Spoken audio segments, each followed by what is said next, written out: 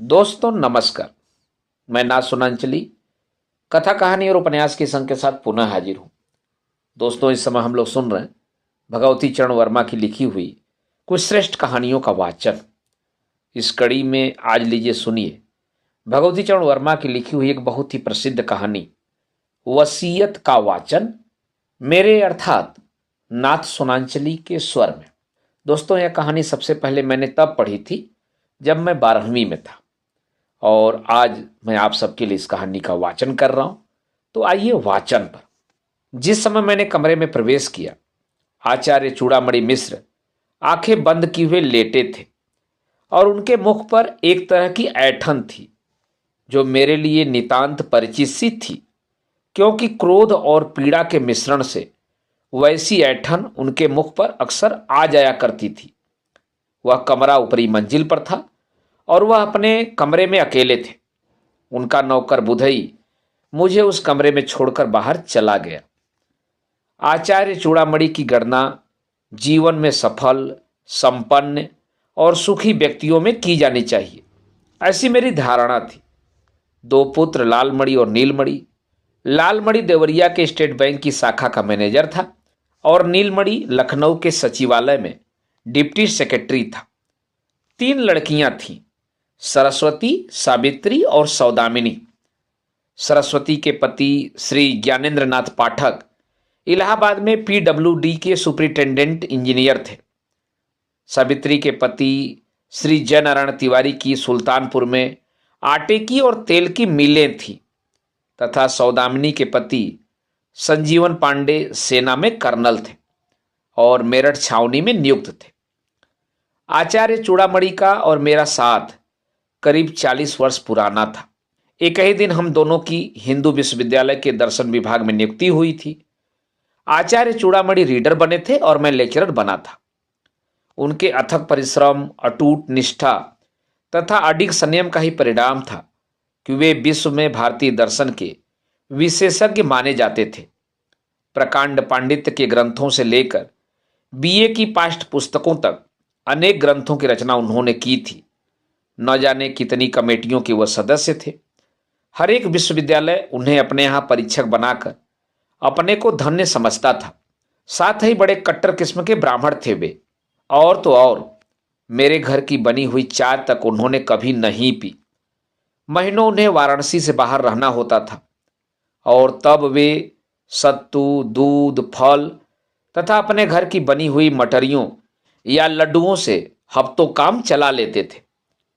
वाराणसी के लंका मोहल्ले में उन्होंने 2 मंजिला मकान खरीद लिया था। उसी में वह रहते थे। उनकी पत्नी तथा उनके पुत्रों ने उनसे कितना आग्रह किया कि वे कहीं खुली जगह में कोई कोठी बनवा लें, लेकिन उन्होंने इसे इनकार कर दिया। गर्मी में 2 बार और जाड़ों में 1 बार नित्य गंगा स्नान करके पूजा करना नियत सा था। जनवरी का प्रथम सप्ताह था। उस दिन जब वह गंगा स्नान करके लौटे, उन्हें कुछ ज्वर सा मालूम हुआ। उनकी पत्नी जसोदा देवी अपनी परंपरा के अनुसार लखनऊ में अपने छोटे पुत्र के यहाँ थीं। उनके नौकर बुधई के ऊपर उनकी देखभाल करने का पूरा भार था। दोपहर के समय जब उन्हें पसलियों में दर्द भी मालूम हुआ, उन्होंने वैद्यराज धन्वंतरी शास्त्री को बुलाया। वैद्यराज ने नब्ज देखकर काढ़ा पिलाया। निदान था कि सर्दी लग गई है, ठीक हो जाएगी। दूसरे दिन जब बुखार और तेज हुआ तब उन्होंने डॉक्टर को बुलाया। डॉक्टर ने देखा कि उन्हें निमोनिया हो गया है, दोनों फेफड़े जकड़ गए हैं। उन्होंने दवा दी। बीमारी के चौथे दिन आचार्य चूड़ामणि ने बुधई को भेजकर मुझे बुलाया था। थोड़ी देर तक मैं उनकी चारपाई के सामने खड़ा रहा कि वे आंखें खोलें, फिर हार कर मुझे ही बोलना पड़ा, आपका शिष्य जनार्दन जोशी आपकी सेवा में उपस्थित है। मेरा इतना कहना था कि आचार्य चूड़ामणि ने अपनी आंखें खोल दी। जनार्दन, मेरा अंत समय आ गया है। तुम मेरे सबसे अधिक निकटस्थ रहे हो तो तुम्हें बुला भेजा। मैंने आचार्य चूड़ामणि की बीमारी के संबंध में लालमणि से सब कुछ नीचे ही सुन लिया था, जो देवरिया से 1 घंटा पहले ही आ गया था। आचार्य चूड़ामणि का तार पाकर मेरी आंखों में भी आंसू आ गए। मैंने कहा, गुरुदेव, यह संसार असार है और यह शरीर नश्वर है। कमजोर आवाज में आचार्य ने कहा, हाँ जनार्दन, यही पढ़ा है, लेकिन अभी मेरी अवस्था ही क्या है। कुल मिलाकर 75 वर्ष। सोच रहा था सन्याश्रम का भी कुछ रस लूं, लेकिन लगता है मृत्यु सिर पर आ गई है। मृत्यु से बड़ा भय लगता है। और जैसे वे बेहद थके हों, उन्होंने आंखें मूंद ली। मैंने उन्हें धीरज बधाया। दिल छोटा मत कीजिए गुरुदेव, बताइए मेरे लिए क्या आदेश है। आचार्य चूड़ामणि ने फिर आंखें खोली। अरे हाँ, मेरे तकिए के नीचे कुछ कागज रखे हैं, उसमें मेरी वसीयत है। कल इसकी रजिस्ट्री यहीं घर पर करा चुका हूं। एक प्रति न्यायालय में है, दूसरी यह है, तो इसे निकाल लो। एकमात्र तुम मेरे सबसे अधिक निकटस्थ हो, और इस दुनिया में एकमात्र तुम पर मेरा विश्वास रहा है। मैंने उन सबों को कल ही तार करवा दिया है जिन्हें मेरे क्रियाकर्म में सम्मिलित होना है, और मेरी वसीयत के अनुसार कुछ मिलना है। इस वसीयत के कार्यान्वयन के लिए मैंने तुम्हें नियुक्त किया है, तो यह वसीयत मैं तुम्हें सौंपता हूं। मेरा प्राणांत होते ही यह वसीयत लागू हो जाएगी। गुरुदेव की असीम कृपा रही है मेरे ऊपर। यह कहकर मैंने आचार्य के तकिए के नीचे से कागजों का पुलिंदा निकाला। इधर मैंने उन कागजों को उलटना आरंभ किया, उधर आचार्य चूड़ामणि की आंखें उलटने लगी। मैंने तत्काल बुधई और लालमणि को बुलाकर आचार्य को भूमि पर उतारा। इधर मैंने उनके मुख में गंगा जल डाला, उधर आचार्य के प्राण महायात्रा पर निकल पड़े। बुधई को उनके कमरे में छोड़कर मैं लालमणि के साथ नीचे वाले बड़े हाल में आया। कागज का पुलिंदा मेरे हाथ में था। लालमणि ने पूछा, यह कैसे कागज हैं जोशी जी? यह तुम्हारे पिता की वसीयत है, और तुम्हारे पिता के कथनानुसार इसी समय से लागू हो जाती है, तो इसे पढ़ना आवश्यक है। हाँ, बुधई ने बताया था कि सब रजिस्ट्रार साहब को पिताजी ने बुलाया था। लालमणि बोला। एक छोटी सी भूमिका अपने संबंध में। फिर वसीयत में कार्यान्वयन के अनुच्छेद आरंभ हो गए थे।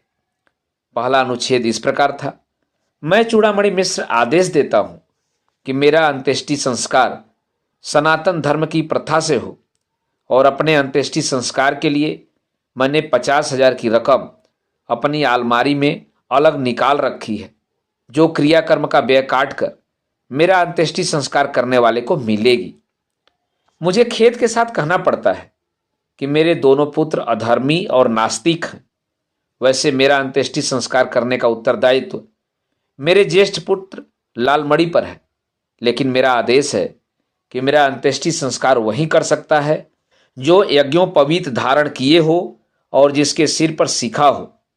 यदि मेरे ज्येष्ठ पुत्र में यह शर्त नहीं होती, तो नीचे लिखे नामों की तालिका के अनुसार प्राथमिकता के क्रम में यज्ञोपवीत और शिखा धारण करने वाला ही मेरा अंत्येष्टि संस्कार कर सकेगा। मैं पढ़ते पढ़ते रुक गया। लालमणि की ओर देखकर मैंने पूछा, क्यों चिरंजीव लालमणि, तुम्हारी चोटी बोटी है कि नहीं, और यज्ञोपवीत पहनते हो या नहीं? कुछ उलझन के भाव से उसने कहा, चुटैया रख के कहीं स्टेट बैंक की मैनेजरी होती है, और जनेऊ हर दूसरे तीसरे दिन मैला हो जाता है, तो हमने पहनना ही छोड़ दिया। तब तो 50,000 गए हाथ से। तुम अंत्येष्टि संस्कार के योग्य नहीं हो। तुम्हारे बाद नीलमणि का नंबर है, उसके भी चोटी नहीं है, न जनेऊ है। यह जो तीसरे नंबर पर मेरा चचेरा भाई है, जगतपति मिश्र राज ज्योतिषी, यह निहायत झूठा और आवारा है। ग्राहकों को फंसाने के लिए इसकी एक बलिष्ठ की चोटी लहराती है, और झूठी कस्में खाने के लिए मोटा सा जनेऊ पहने है। जगतपति मुझसे भी एक बार 5 रुपए ऐंठ ले गया था, तो मैंने कुछ सोचकर कहा, लालमणि, हमारी सलाह मानो तो तुम किसी नाई की दुकान पर तत्काल मशीन से अपने बाल छटा लो, तो चौथाई या आधी इंच की चोटी निकल ही आएगी, और वहां से लौटते हुए एक जनेऊ भी लेते आना। मेरी बात सुनते ही लालमणि तीर की तरह बाहर निकला। लालमणि के जाने के बाद मैंने वसीयत का दूसरा अनुच्छेद पढ़ा। मैं चूड़ामणि मिश्र चाहता हूं कि मेरी मृत्यु की सूचना तार या टेलीफोन द्वारा मेरी पत्नी जसोदा देवी, मेरे पुत्र लालमणि तथा नीलमणि, मेरी पुत्रियां सरस्वती, सावित्री और सौदामिनी तथा मेरे भतीजे जगतपति, श्रीपति और लोकपति को दे दी जाए।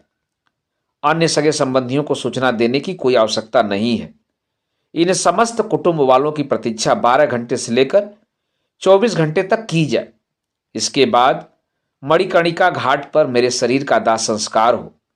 मेरे 10वें के दिन समस्त सगे संबंधियों की उपस्थिति में मेरी वसीयत का शेषांश पढ़ा जाए।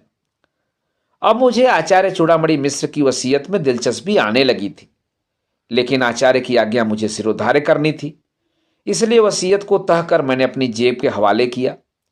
आचार्य प्रवर का भौतिक शरीर अगले 24 घंटों में बिगड़ने न पाए, मुझे इस बात की चिंता थी। सौभाग्य से लालमणि वाराणसी को आ गया था और करीब आधे घंटे बाद वह 1/4 इंच लंबी चोटी धारण किए हुए एक नाई की दुकान से घर वापस आ गया। इस समय उसके कंधे पर एक मोटा सा जनेऊ भी लहरा रहा था।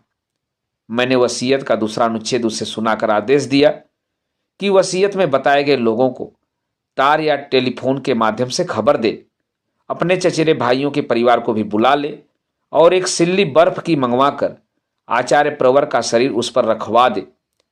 दूसरे दिन सुबह 9 बजे आचार्य जी की शव यात्रा मणिकर्णिका घाट के लिए रवाना होगी। मैं सुबह 7 साढ़े 7 बजे तक पहुंच जाऊंगा। कितनी शानदार शव यात्रा थी आचार्य चूड़ामणि की। मैं तो दंग रह गया था। वाराणसी के सभी धर्माध्यक्ष और पंडित सम्मिलित थे उसमें। शर्मा शर्मों कुछ नेता भी आ गए थे। जगतपति की आपत्तियों के बावजूद आचार्य की कपाल क्रिया उनके ज्येष्ठ पुत्र लालमणि ने की, अपनी चोटी और यज्ञोपवीत के बल पर। 10वें के दिन जब घर शुद्ध हो गया, मैं आचार्य की वसीयत लेकर उनके घर पहुंचा। उनके सब परिवार वाले तथा सगे संबंधी आ गए थे। नीचे वाले कमरे में लोग एकत्र हुए। एक और स्त्रियां थीं, आचार्य की पत्नी जसोदा देवी, लालमणि की पत्नी नीरजा मिश्र, नीलमणि की पत्नी मधुरिमा मिश्र। दोनों के ही बाल बाब्ड, दोनों ही अंग्रेजी मिश्रित हिंदी में बातें करने वाली। आचार्य की पुत्रियां सरस्वती और सावित्री भारतीयता की प्रतिमूर्ति लेकर सौदामिनी अपनी भावीजों से 21 निकलती हुई। दूसरी ओर पुरुष थे, आचार्य के पुत्र लालमणि और नीलमणि, आचार्य के दामाद ज्ञानेंद्र नाथ पाठक, जयनारायण तिवारी तथा संजीवन पांडे, आचार्य के भतीजे जगतपति मिश्र, श्रीपति मिश्र और लोकपति मिश्र। बुधई सब लोगों के पान पानी की व्यवस्था कर रहा था। मैं उस समय तक अत्यधिक गंभीर था। आचार्य चूड़ामणि के आदेश का पालन करते हुए मैंने उनकी वसीयत का शेषांश अपने घर पर नहीं पढ़ा था, यद्यपि उसे पढ़ने की इच्छा बहुत हुई थी। मैंने वसीयत पढ़ना आरंभ किया। 2 अनुच्छेदों में लोगों को कोई दिलचस्पी नहीं थी, वह तो सब हो चुका था। अब मैं तीसरे अनुच्छेद पर आया, जो इस प्रकार था। मैं चूड़ामणि मिश्र आदेश देता हूं कि मेरा दाह संस्कार करने वाले व्यक्ति की पत्नी सूतक हट जाने के बाद 6 महीने तक नित्य प्रति सुबह स्नान करके 11 ब्राह्मणों की रसोई अपने हाथ से बनाकर उन्हें भोजन कराएगी।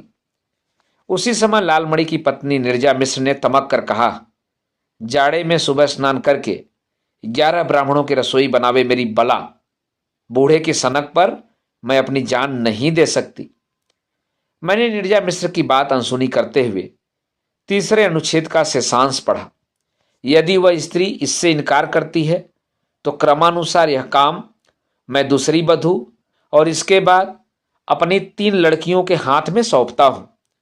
इसके लिए उस स्त्री के लिए 25,000 रुपये की रकम निश्चित करता हूं। एकाएक मुझे मधुरिमा मिश्र की भारी और मोटी आवाज सुनाई दी। पिताजी का आदेश वेद वाक्य है मेरे लिए। जीजी नहीं करती हैं तो ना करें, मैं उनकी इच्छा की पूर्ति करूंगी। नीरजा एकाएक तड़प उठी।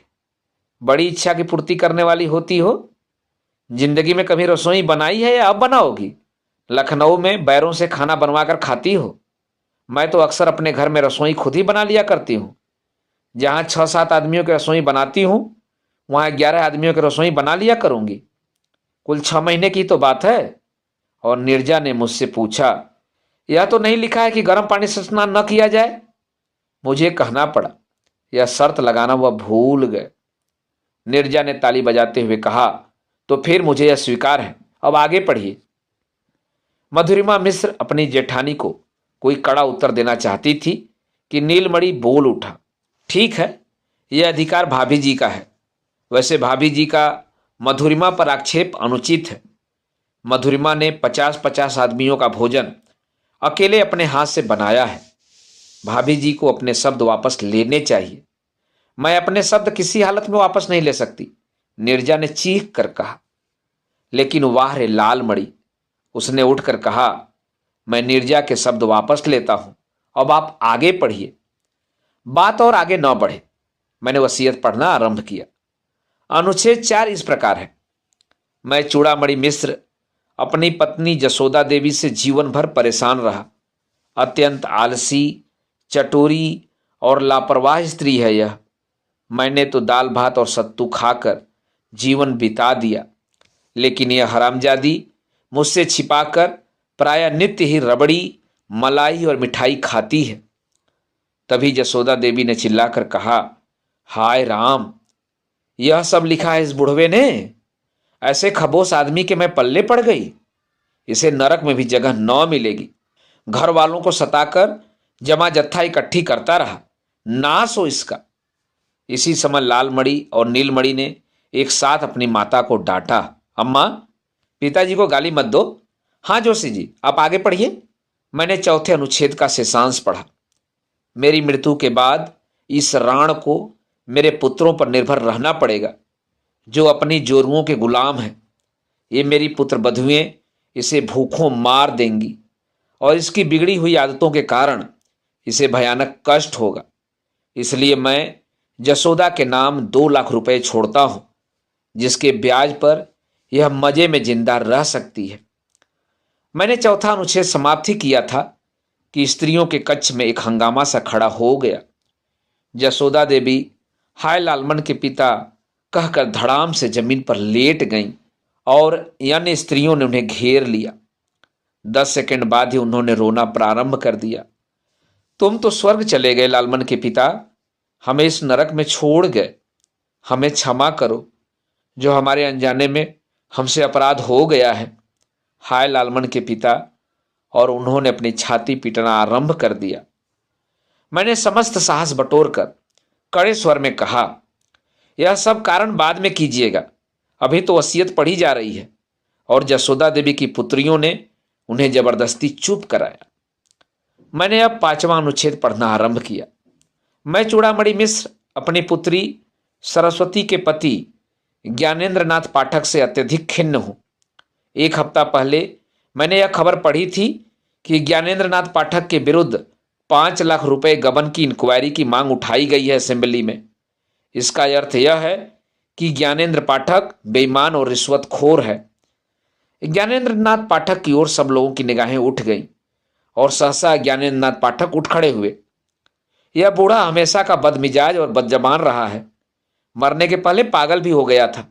और उन्होंने अपनी पत्नी सरस्वती को आज्ञा दी, चलो, इस घर में मेरा दम घुट रहा है, एकदम चलो।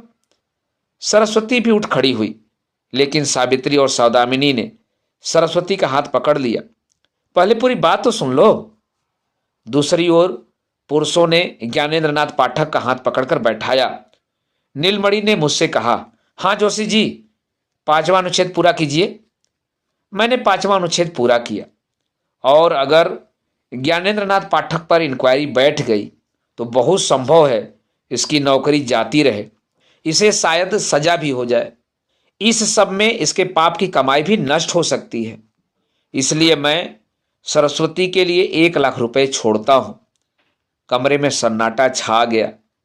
ज्ञानेंद्र नाथ पाठक चुप बैठे छत की ओर देख रहे थे और सरस्वती सुबक रही थी। जसोदा देवी ने सरस्वती के सिर पर हाथ रखते हुए कहा, कोई बात नहीं, इनकी तो आदत ही ऐसी थी। मैंने अब वसीयत का 6ठा अनुच्छेद पढ़ा। मैं चूड़ामणि मिश्र अपनी दूसरी लड़की सावित्री से हमेशा संतुष्ट रहा हूं। अत्यंत सुशील और विनम्र रही है यह। भगवान की भी इस पर कृपा है। इसके पति जयनारायण तिवारी का ऊंचा कारोबार है। आटे की मिल, तेल की मिल और अब यह शक्कर की मिल भी खोल रहा है। सावित्री और जयनारायण को मेरे सत सत आशीर्वाद। और मैं चुप हो गया। तभी मुझे जयनारायण तिवारी की आवाज सुनाई दी, वसीयत के अनुसार हमें कुछ मिलेगा भी कि नहीं? यह तो उन्होंने नहीं लिखा है। छठा अनुच्छेद समाप्त हो गया है, केवल आशीर्वाद ही दिया है उन्होंने। और अब सावित्री ने रो रो कर कहना आरंभ किया, पिताजी हमेशा हम लोगों से जलते रहे, हमारी संपन्नता का बखान करते रहे। उन्हें क्या पता कि इस साल हमें 2 लाख रुपए का घाटा हुआ है। जयनारायण तिवारी ने सावित्री को डांटा, क्यों घर का कच्चा चिट्ठा खोल रही हो? घाटा हुआ है तो हमें कोई हरामजादा इस घाटे को पूरा कर देगा क्या? कर्नल संजीवन पांडे ने कड़े स्वर में कहा, तिवारी जी, गाली वाली देना हो तो अपने मजदूरों और मातहतों को देना, यहां दोगे तो मुंह तोड़ दिया जाएगा। मैंने सब लोगों से हाथ जोड़कर विनय पूर्वक कहा, पहले वसीयत समाप्त हो जाए, तब आपस में लड़िए झगड़िए। काफी चाव चाव के बाद सब लोग शांत हुए। मैंने अब 7वां अनुच्छेद पढ़ा।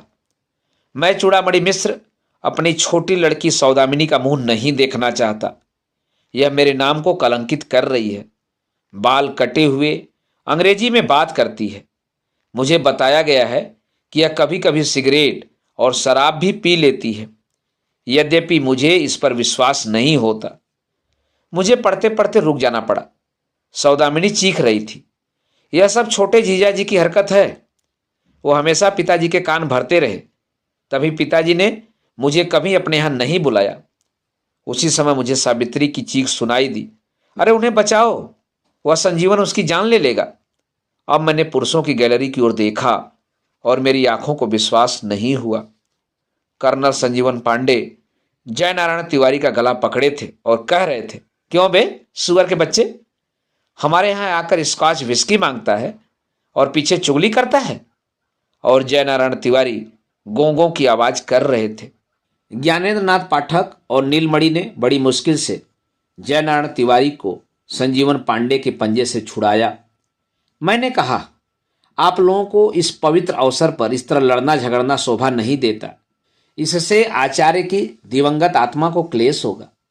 पहले मैं पूरी वसीयत पढ़ लूं, तब आप आपस में एक दूसरे से निपटिएगा। अभी 7वां अनुच्छेद समाप्त नहीं हुआ है। सब लोग शांत हो गए। मैंने पढ़ना आरंभ किया, लेकिन इस समय मुझे लगता है मुझसे सौदामिनी के प्रति अन्याय हो गया है। एक पतिव्रता स्त्री को जो करना चाहिए वही सब वह कर रही है, और मैं संजीवन पांडे को भी दोष नहीं दे सकता। फौज में बड़ा अफसर है, चीन की फौज से लड़ा, पाकिस्तान की फौज से लड़ा और सौभाग्य से जीवित बचा हुआ है। लेकिन मृत्यु की छाया उसके सिर पर मंडराती ही रहती है, और इसलिए वह खुलकर मांस मदिरा का सेवन करता है, खुले हाथ खर्च करता है। पास में पैसा नहीं। अगर वह मर जाएगा तो सौदामिनी और उसके बच्चों को भीख मांगने की नौबत आएगी। इसलिए मैं 1.5 लाख रुपयों की व्यवस्था करता हूं, जिसका ब्याज 8% की दर से 12,000 रुपये प्रतिवर्ष यानी 1,000 रुपया महीना होगा। एकाएक सौदामिनी किलक उठी, धन्य हो पिताजी, तुम निश्चय ही स्वर्ग में जाओगे। और मैंने देखा कि संजीवन पांडे ने उठकर जयनारायण तिवारी को गले से लगाया। भाई साहब, मुझे क्षमा कीजिएगा, आपकी ही वजह से उस खबीस बूढ़े से 1.5 लाख रुपए की रकम हाथ लगी। मैंने संजीवन पांडे को डांटा, तुमको शर्म नहीं आती जो अपने पिता तुल्य पूज्य आचार्य को खबीस बूढ़ा कह रहे हो? अच्छा, मैं 8वां अनुच्छेद पढ़ता हूं। मैं चूड़ामणि मिश्र अपने भतीजे जगतपति मिश्र राज जोशी के कष्टों से भली भांति परिचित हूं।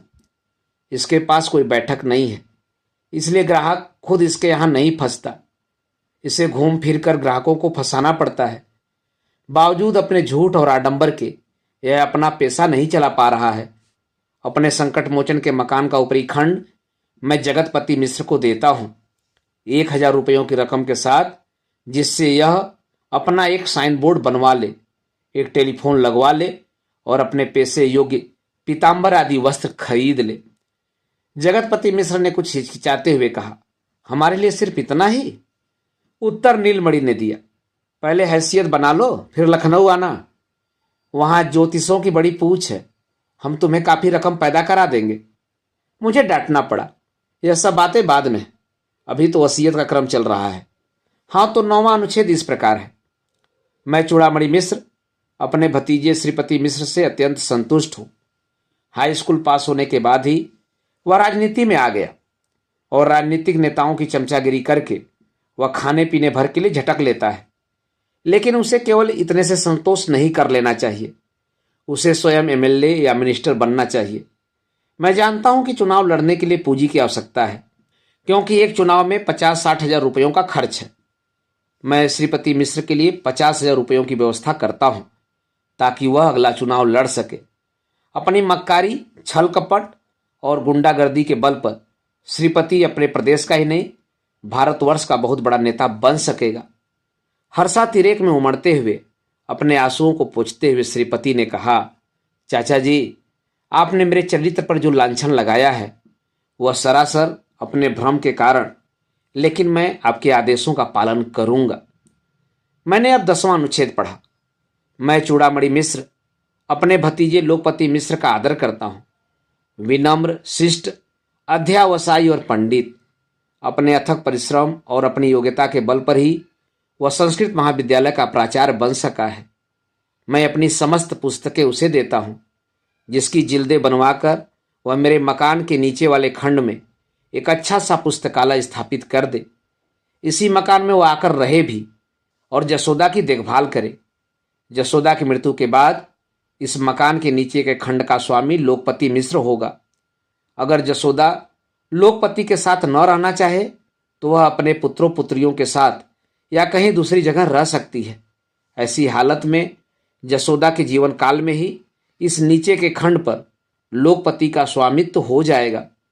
पुस्तकों की जिल्दें बंधवाने के लिए तथा रैक खरीदने के लिए मैं 2000 रुपयों की व्यवस्था करता हूं। लोकपति ने भूमि पर अपना मस्तक नवाकर कहा, चाचा जी का आदेश सिरोधार्य है, लेकिन जिल्द बधाई और रैकों को खरीदने के लिए यह रकम बहुत कम है। तभी मुझे लालमणि की आवाज़ सुनाई दी, इसमें 1000-2000 और जो लगे वह मुझसे ले लेना। 11वां अनुच्छेद इस प्रकार था। मैं चूड़ामणि मिश्र अपने सेवक बुधई से बहुत संतुष्ट हूँ, जो गत 20 वर्षों से मेरे अंत समय तक बड़ी लगन और बड़ी भक्ति के साथ मेरा सेवा करता रहा। भोजन यह मेरे यहाँ करता था, वस्त्र यह मेरे यहाँ पहनता था, अपनी तनख्वाह की अपूरी की पूरी अपने घर भेज देता था।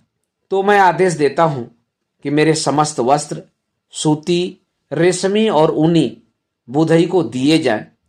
भंडार घर में जितना भी अनाज, घी, चीनी है वह सब भी बुधई को दे दिया जाए और मेरी ओर से 100 रुपये देकर इसे विदा कर दिया जाए। यदि मेरे कुटुंब का कोई व्यक्ति बुधई को अपने यहाँ नौकर रखना चाहे तो मुझे कोई आपत्ति नहीं। जसोदा देवी ने कड़क कर बुधई से पूछा, कितना सामान है भंडार में?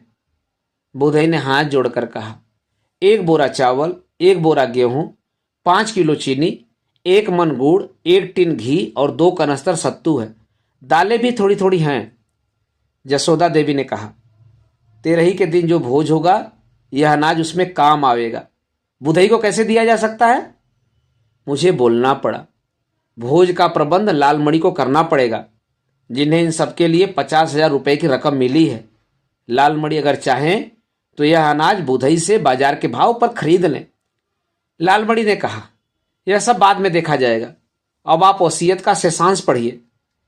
12वें अनुच्छेद की प्रतीक्षा में सभी लोग थे, जो इस प्रकार था। मैं चूड़ामणि मिश्र अपने मकान के रूप में अचल संपत्ति तथा बैंक में जमा 11 लाख रुपयों की चल संपत्ति का स्वामी हूं। यह 11 लाख की रकम पिछले अप्रैल में मेरे नाम थी। ब्याज लगाकर यह रकम अब और बढ़ गई होगी। संभवतः इस राशि पर मृत्यु कर भी देना होगा। तो मृत्यु कर देने के बाद जो रुपया बचे उसमें से इस वसीयत में निर्धारित राशियां बांट दी जाए और जो बचे वह बराबर बराबर भागों में लालमणि और नीलमणि में वितरित हो जाए। मैंने कुछ रुक कर कहा, वसीयत समाप्त हो गई है, केवल एक फुटनोट है मेरे लिए अलग से। अगर आप कहें तो मैं उसे भी पढ़ दूं। एक स्वर में सब लोगों ने कहा, हाँ हाँ, उसे भी पढ़ दीजिए। फुटनोट इस प्रकार था, मेरे परम शिष्य जनार्दन जोशी, तुम्हारा उत्तरदायित्व तो केवल इस वसीयत को मेरे परिवार वालों को सुनाना होगा। इस वसीयत की रजिस्ट्री हो चुकी है, जो अदालत में मौजूद है। तो जनार्दन, तुम इस वसीयत पर परिवार वालों के हस्ताक्षर लेकर अदालत में तत्काल जमा कर देना। जहाँ तक तुम्हारा संबंध है, तुम हमेशा भावनात्मक प्राणी रहे हो। तुम्हें भौतिक दर्शन पर विश्वास नहीं रहा है। न तुमने सारल पढ़ा, न चारवाक का दर्शन पढ़ा है। एकमात्र वेदांत के तुम पंडित रहे हो।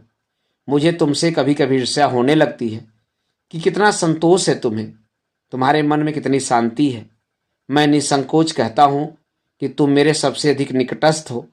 मैं तुम्हें अंतिम उपहार के रूप में अपना परम प्रिय तोता गंगाराम भेंट करता हूँ, जिसे मैंने अपने प्राणों की तरह पाला है। जब तुम अदालत से इस वसीयत को जमा करके लौटना, तब बुधई से गंगाराम को ले लेना। मैंने घड़ी देखी, 10 बज चुके थे। मैं उठ खड़ा हुआ। अदालत खुल गई होगी।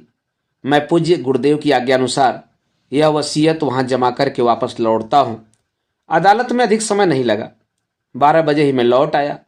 बुधई ने तोते का पिंजरा मुझे थमा दिया। लंका से 80 घाट अधिक दूर नहीं है जहां मेरा मकान है। पिंजरा हाथ में लेकर मैं पैदल ही चल पड़ा। उस समय मेरे मन में परम संतोष था। आचार्य इतने संपन्न और इतनी स्थिर बुद्धि के आदमी होंगे, मैंने पहले कभी कल्पना न की थी। मैं इस पर सोचता मगन भाव से चल रहा था कि मुझे सुनाई पड़ा, तुम बुद्धू हो। मैं चौंक पड़ा। बिल्कुल साफ आवाज, और मैंने अनुभव किया कि यह आवाज तोते के पिंजरे से आई थी। इस आवाज को सुनकर मेरे विचारों ने पलटा खाया। आचार्य ने लाखों रुपए उन लोगों को बांट दिए जिनसे वे बेहद नाराज थे, जिन्हें वे गालियां देते थे, लेकिन मेरे लिए उन्होंने एक पैसे की भी व्यवस्था न की। आज मुझे आचार्य चूड़ामणि पर कुछ झुंझलाहट होने लगी। इस झुंझलाहट के मूड में मैं तेजी से डग बढ़ाकर चलने लगा। तभी मुझे पिंजरे से सुनाई पड़ा, मैं पंडित हूं। बड़ी साफ आवाज, जैसे आचार्य चूड़ामणि स्वयं बोल रहे हों। तो आचार्य एक मूल्यवान उपहार मुझे दे गए हैं। 80 घाट सामने दिख रहा था कि मुझे फिर सुनाई पड़ा, तुम बुद्धू हो। आसपास के लोग मुझे और मेरे हाथ वाले पिंजरे को देख रहे थे, और मुझे लगा कि आचार्य चूड़ामणि अपनी वसीयत में मुझे ठेंगा दिखाकर मेरा उपहास कर रहे हैं। मेरा अंदर वाला वेदांती न जाने कहाँ गायब हो गया। मैं तेजी से अपनी घर की ओर न मुड़कर गंगा जी की ओर चलने लगा। तभी पिंजरे से सुनाई पड़ा, मैं पंडित हूं। सामने गंगा जी लहरा रही थी। मैंने आचमन करते हुए कहा, आचार्य तुम पंडित थे, इससे कोई इनकार नहीं कर सकता। तुम्हारी आत्मा को शांति मिले। और मैं अपने घर की ओर चलने को उद्यत ही हुआ कि गंगाराम बोल उठा, तुम बुद्धू हो। जैसे सिर से पैर तक आग लग गई हो मेरे। मैंने पिंजरे की खिड़की खोलते हुए कहा, मैं बुद्धू हूं, यह मानने से मैं इनकार करता हूं। हे गंगाराम, मैं तुम्हें मुक्त करता हूं। मेरे कहने के साथ ही गंगाराम पिंजड़े से उड़ गया और मैं घाट पर खाली पिंजड़ा छोड़कर घर की ओर चल दिया। दोस्तों, अभी आप सुन रहे थे भगवती चरण वर्मा की लिखी हुई एक बहुत ही प्रसिद्ध कहानी वसीयत का वाचन मेरे अर्थात नाथ सोनांचली के स्वर में। दोस्तों, और भी किस्से, कहानी और उपन्यास सुनने के लिए आप मेरे साथ कथा, कहानी और उपन्यास के साथ जुड़े रहें। धन्यवाद। नमस्कार।